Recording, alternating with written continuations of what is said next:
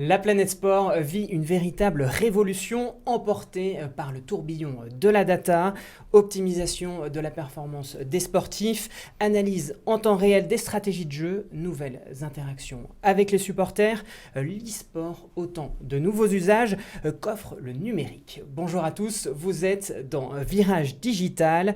Comment la data révolutionne-t-elle le sport? C'est ce que nous allons voir avec nos invités du jour. Benoît Ménard, directeur de la Newsroom Paris d'Adidas France, et évidemment Pierre Landry, comme chaque semaine, rédacteur en chef d'IT for Business. Messieurs, bonjour. Bonjour. Bonjour.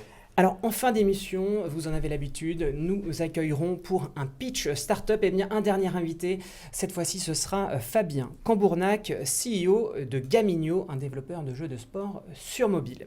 Mais tout de suite, je vous propose de revenir sur l'actualité numérique de la semaine.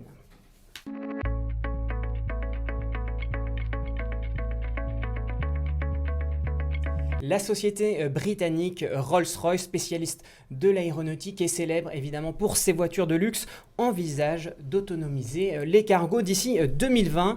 Les technologies pour construire des bateaux autonomes et contrôlables à distance existent. Nous verrons un navire contrôlé à distance dans le cadre d'une utilisation commerciale d'ici la fin de la décennie. C'est ce qu'a confié le groupe il y a quelques jours dans un communiqué. Plusieurs avantages sont mis en avant: réduction des erreurs commises par l'équipage, limitation des risques en cas de piraterie maritime, optimisation de l'espace à bord. À l'inverse, cela pose la question de la responsabilité en cas d'accident. Qui est responsable? Le fabricant du bateau, le concepteur du logiciel à bord ou l'armateur? Encore 4 années pour réfléchir. Vous allez aux États-Unis, il faudra peut-être déclarer votre compte Facebook.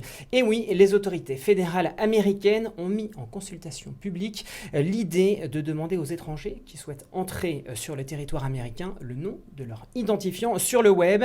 Cette information serait rajoutée au formulaire de l'ESTA que tous les ressortissants étrangers doivent remplir en ligne en prévision de leur voyage aux États-Unis. Ce nouveau champ de saisie, qui serait optionnel selon l'administration américaine, permettrait de faciliter le travail d'enquête des services d'immigration et de renseignement. La proposition est soumise à consultation pendant 60 jours et fera ensuite l'objet d'une procédure formelle pour entrer en vigueur.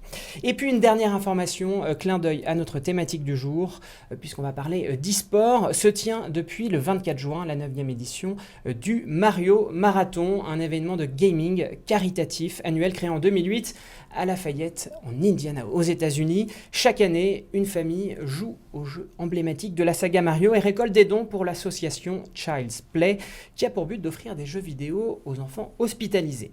Les dons sont liés à l'avancée du marathon. Chaque niveau demande d'être débloqué si tel montant de dons est atteint. Cela peut durer jusqu'à 5 jours d'affilée, 24 heures sur 24. Et ça marche puisque depuis 2008, les organisateurs ont récolté plus d'un demi-million de dollars.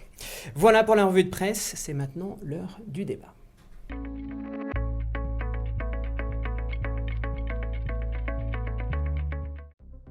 Demain appartient aux plus rapides. Pour vous aider à aller toujours plus vite, nous avons créé une nouvelle entreprise totalement dédiée à l'avenir de votre secteur. Où les hommes, la technologie et les idées font avancer le monde ensemble. Accélérer l'innovation, accélérer le changement, accélérer l'avenir. Hewlett Packard Enterprise.